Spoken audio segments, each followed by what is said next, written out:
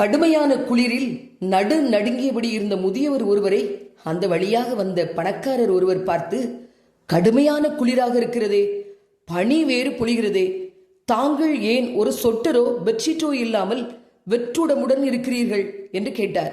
முதியவர் சொன்னார், என்னிடம் பெட்ஷீட்டோ சொட்டரோ கோட்டோ எதுவுமே இல்லை. ஆனால் இந்த குளிரும் இந்த பனியும் என் உடம்புக்கு பழகிவிட்டது என்றார். உடனே அந்த பணக்காரர், வயதான தேகம் எப்படி இந்த குளிரையும் இந்த பனியையும் தாங்கும்? நான் என்னுடைய வீட்டிற்கு சென்று உங்களுக்கு ஒரு சொட்டரும் ஒரு பெட்ஷீட்டும் எடுத்து வருகிறேன் என்றார். மிகவும் மகிழ்ச்சியடைந்த அந்த முதியவர், உங்களுக்காக காத்திருக்கிறேன், நன்றி ஐயா என்றார். கோடீஸ்வரர் தன்னுடைய வீட்டிற்கு சென்று தன்னுடைய வேலை மிகுதியால் அந்த ஏழை முதியவரை மறந்துவிட்டார்.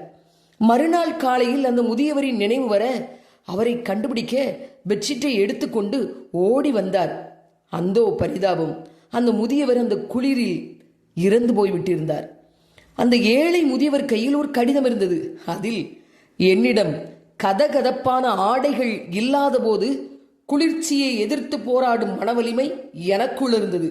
ஆனால் நீங்கள் எனக்கு உதவுவதாக உறுதியளித்த போது உங்கள் வாக்குறுதியை நம்பி என் மன வலிமையை இழந்து விட்டேன் என்று எழுதியிருந்தது. கொடுத்த வாக்கை காப்பாற்ற முடியாவிட்டால் எதையும் உறுதியளிக்காதீர்கள். இது உங்களுக்கு அவசியமில்லாமல் இருக்கலாம், ஆனால் அவர்களுக்கு உங்கள் வாக்கின் மேல் வைத்த எதிர்பார்ப்பு ஏமாற்றமாகும் போது அவர்கள் வாழ்வு விரக்தியாகிவிடும். ஆணையிட்டதில் தனக்கு நஷ்டம் வந்தாலும் தவறாதிருக்கிறவன் சொர்க்கத்தில் வாசம் பண்ணுவான் என்கிறார் சங்கீதக்காரன். வாழ்த்துக்கள் நண்பர்களே, இனி எல்லாம் சுகமே.